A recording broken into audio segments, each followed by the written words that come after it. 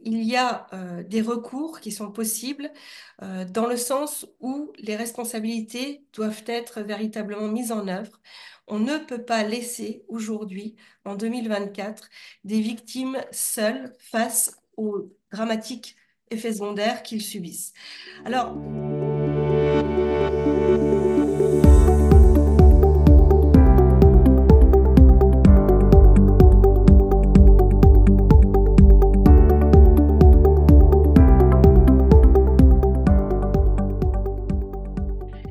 bonjour à tous, ravie de vous retrouver en ce 22 mars 2024. Je suis aujourd'hui avec Maître Florence Bessy, avocate au barreau de Chambéry. Bonjour Florence, déjà. Bonjour. Je vais te laisser te présenter pour que les auditeurs, les internautes puissent te connaître. Ils te connaissent sans doute par ailleurs, mais je te laisse te présenter.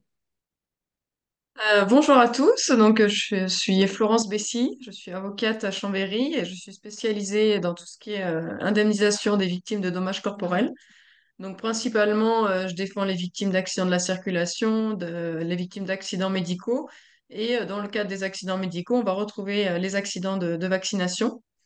Depuis 2 ans, 3 ans bientôt, depuis la loi du 5 août 2021, je défends également les soignants suspendus. Donc, j'ai obtenu 3 décisions à Marmande l'année dernière qui ont réintégré les soignants et condamné l'employeur à payer les salaires rétroactivement depuis la suspension, donc 20 mois de salaire. Donc, on n'est que deux en France avec Nancy, justement, à avoir eu des jugements qui ont payé les salaires de façon rétroactive. On a simplement un troisième aussi jugement à Nîmes mais qui n'a pas condamné au paiement des salaires, mais une indemnisation au titre des dommages et intérêts parce que l'employeur n'avait pas respecté l'obligation de bonne foi du contrat de travail. Donc ces décisions de Marmande et de Nancy ont fait l'objet d'appels des employeurs et voilà, pour l'instant, les procédures sont encore en cours de ce côté-là. Tout à fait, effectivement, les appels sont audiencés courant 2024. On aura des décisions et bien évidemment, on vous tiendra informé des suites puisque on croise les doigts pour effectivement avoir des décisions à hauteur de cour d'appel. Alors territorialement compétentes, bien sûr, mais pour avoir des arrêts au fond qui permettront de donner satisfaction aux soignants suspendus. Alors aujourd'hui, c'est un tout autre sujet qui nous occupe, tout aussi, je dirais, important et grave, puisque on va parler de l'indemnisation des, ce qu'on a appelé des accidents vaccinaux. En fait, plus exactement, des effets indésirables, des effets secondaires indésirables qui ont été générés par les injections anti-Covid-19. Ces effets indésirables vont de simples troubles, on va dire d'effets secondaires assez légers à véritablement des décès. Et entre, on a tout un panel de situations qui sont dramatiques et sur lesquelles nous allons revenir parce que il est important aujourd'hui, au vu des nombreux témoignages qu'on ne peut pas ignorer, je pense que il est évident pour tout le monde que beaucoup de victimes de ces injections Covid-19 témoignent aujourd'hui de leur souffrance, de leur douleur, de leur parcours du combattant. Et ce que je voudrais indiquer aujourd'hui, c'est que il y a des recours qui sont possibles dans le sens où les responsabilités doivent être véritablement mises en œuvre. On ne peut pas laisser aujourd'hui, en 2024, des victimes seules face aux dramatiques effets secondaires qu'ils subissent. Alors, tout de suite, je voudrais insister sur le fait que au-delà de la censure qu'on pourrait rencontrer, le but n'est pas de dire pour, contre la vaccination. Ça, c'est un autre sujet.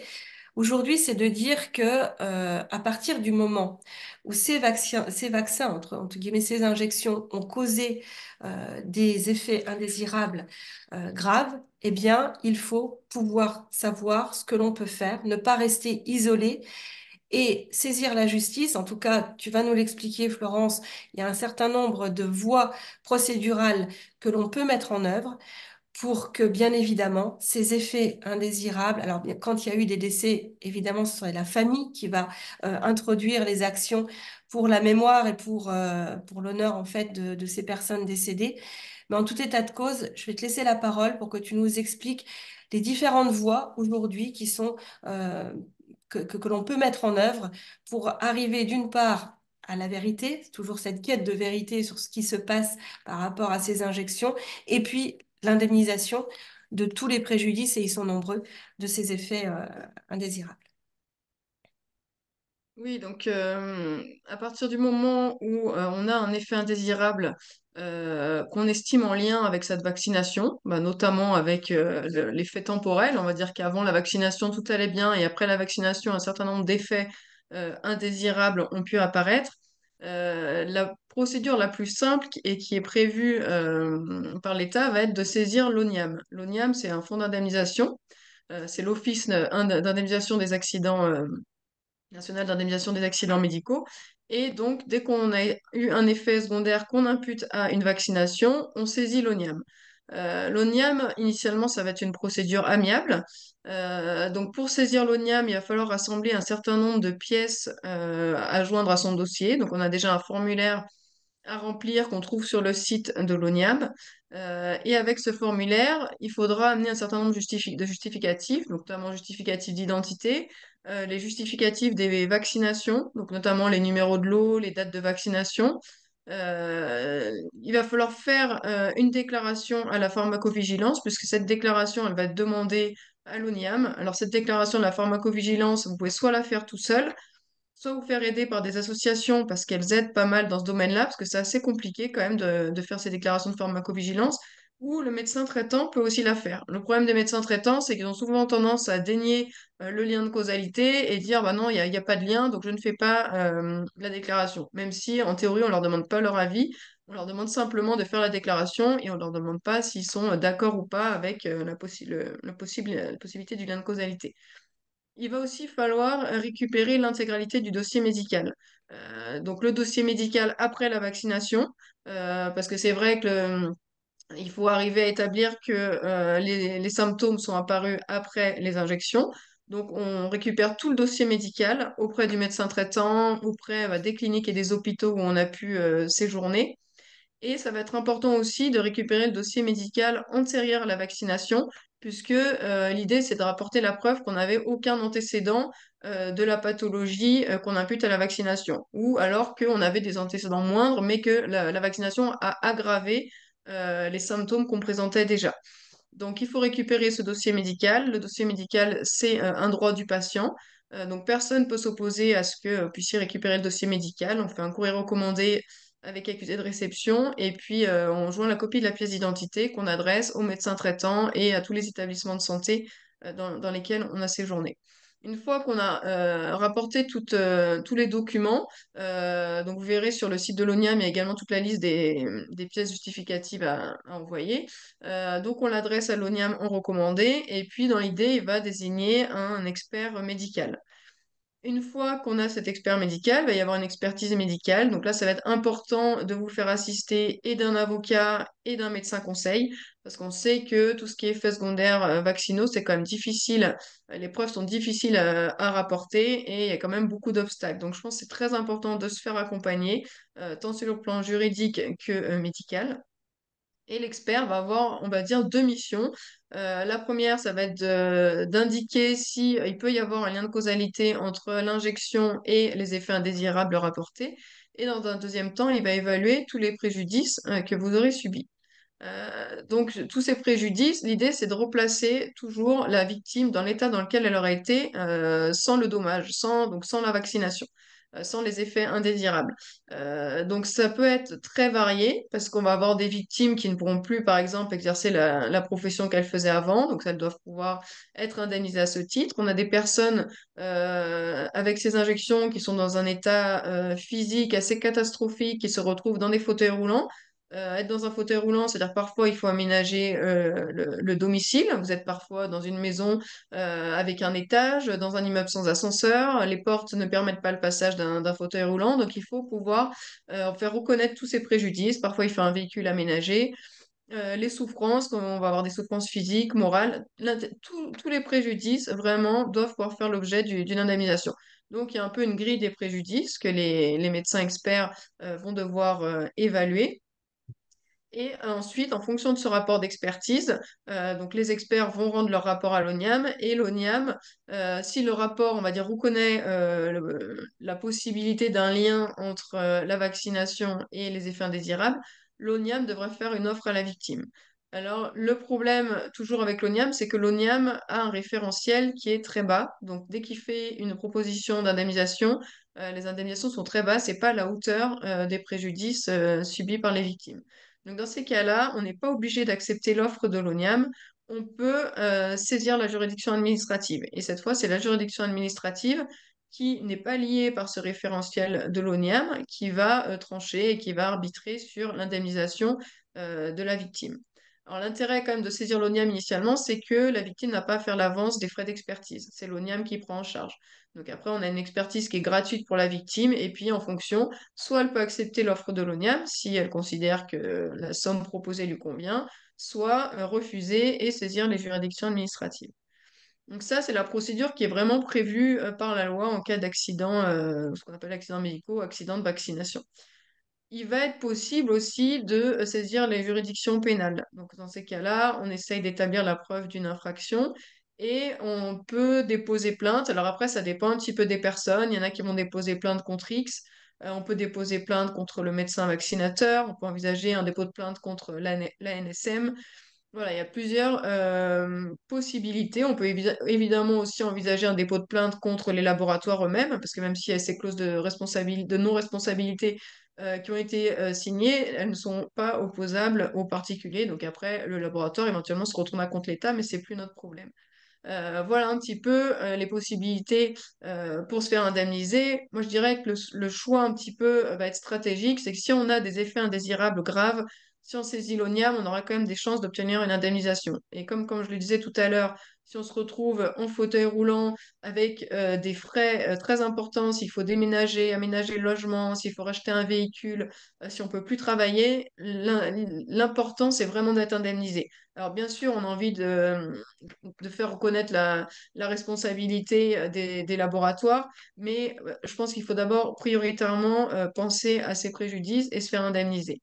Dans d'autres cas, parce qu'on a quand même eu un certain nombre de décès liés à ces vaccinations, je dirais que saisir l'ONIAM, bien sûr, c'est possible, mais la somme proposée va être ridicule, et même si on peut saisir après les juridictions administratives, ça compense pas, de toute façon, une somme, voilà, ne va jamais compenser le décès de quelqu'un, bien évidemment, mais je pense qu'on a plus une volonté de faire reconnaître le lien de causalité des condamnations pénales, et on n'a pas un besoin urgent d'argent comme les victimes qui sont gravement blessées. Donc je pense que s'orienter sur la voie pénale dans le cadre des décès, ça me paraît peut-être plus opportun, et quand on a des graves préjudices, plus opportun de saisir l'ONIAM. Après, en saisissant l'ONIAM, ça n'empêchera pas de déposer plainte dans tous les cas, c'est deux choses un petit peu différentes. Mais voilà, la priorité, c'est quand même se faire indemniser quand on a une vie qui est plus du tout celle d'avant et avec des préjudices extrêmes, comme on peut le voir dans tous les témoignages qui sortent actuellement avec tous les effets indésirables. Voilà un petit peu pour faire le tour. Merci Florence. Alors j'irai aussi, je rebondis sur ce que tu disais, la responsabilité de l'État peut aussi être engagée, c'est-à-dire qu'on peut déposer plainte aussi contre l'État. Il ne faut pas oublier que les vaccinodromes ont été pour la plupart organisés par les préfets. Et puis je voudrais insister sur le fait qu'on peut aussi distinguer entre vaccination obligatoire, notamment pour les soignants au sens large, les personnels soumis, et vaccination non obligatoire pour les autres citoyens. Et c'est vrai que la responsabilité de l'État dans le cadre de la vaccination obligatoire des soignants, c'est sûr que là aussi, c'est aussi un combat qui est important puisque il faut pas oublier que beaucoup de soignants ont non seulement été, je dirais, impactés par cette loi du 5 août à tout niveau, mais également maintenant, moi j'ai notamment une cliente qui en fait a fait les premières doses pour ne pas être suspendue, parce que la loi du 5 août, c'était ça, où elle était socialement et économiquement mise au bord du chemin. Elle a fait les deux premières doses et malheureusement, elle a eu des effets secondaires qui ont fait qu'elle ne peut plus travailler. Donc c'est ce que j'appelle la double sanction.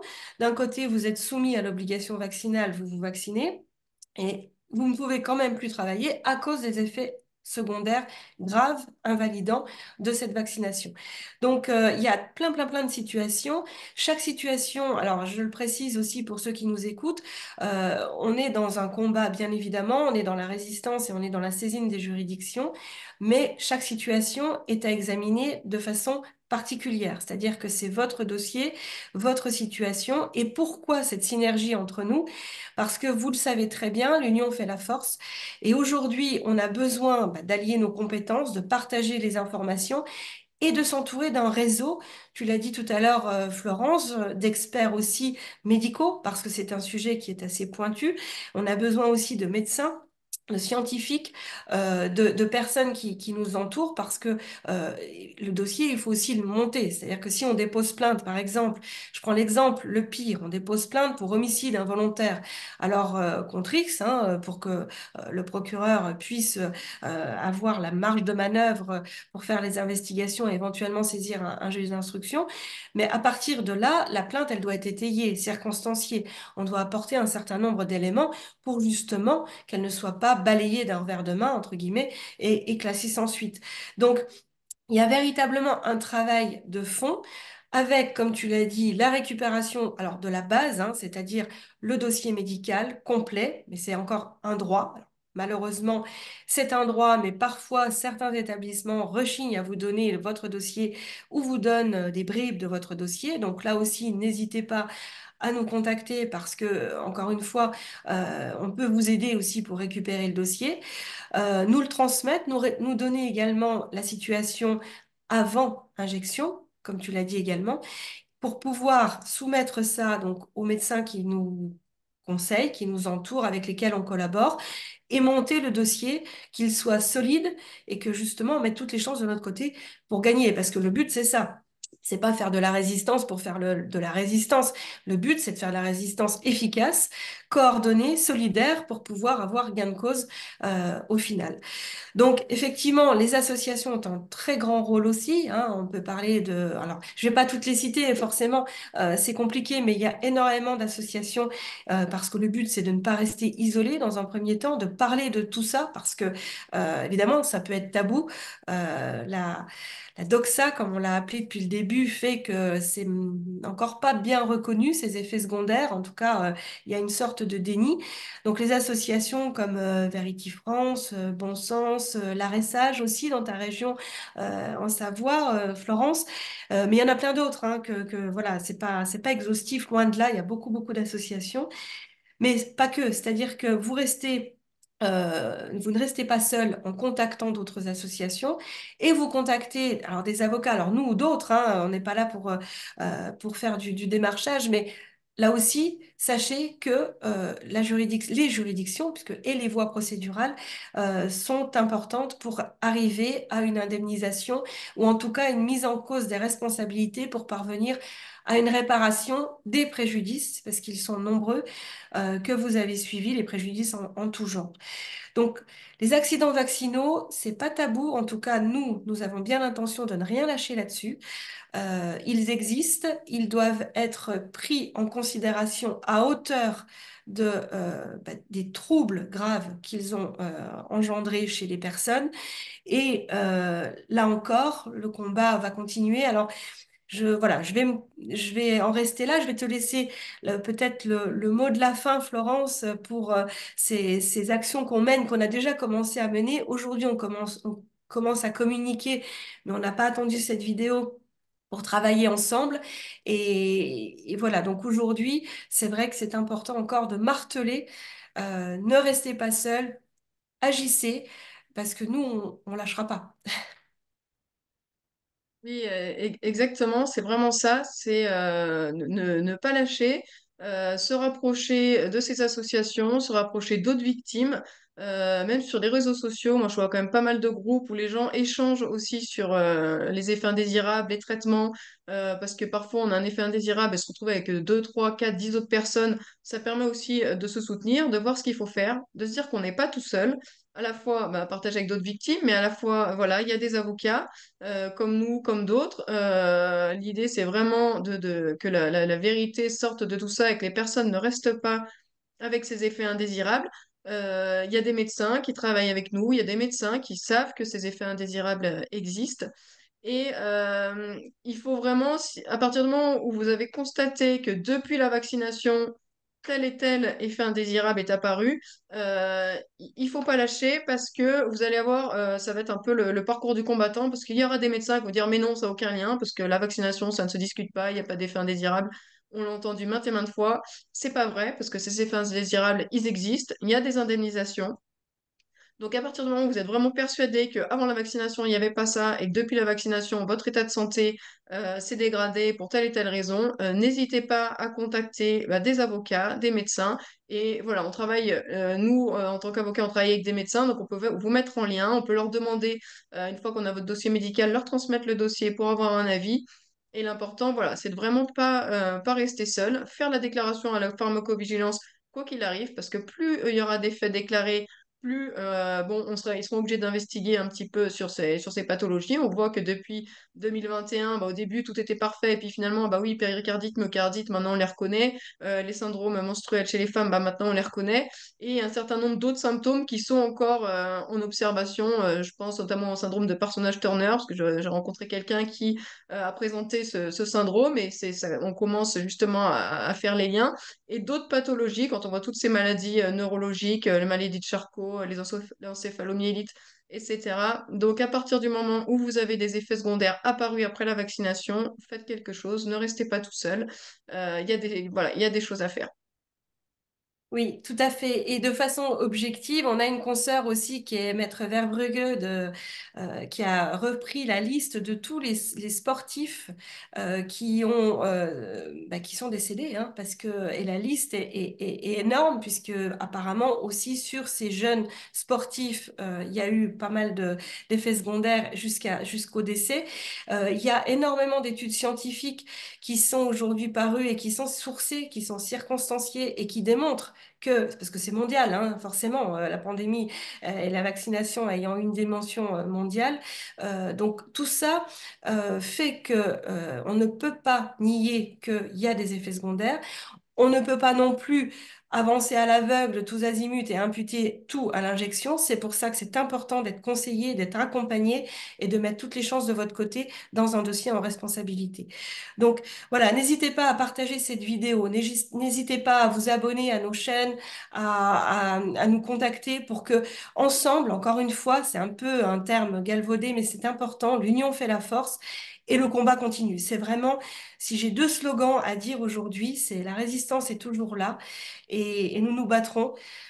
Florence, moi, plein d'autres, nous nous battrons pour que la vérité éclate et que ces dramatiques situations puissent être réparées. Merci à tous, à bientôt.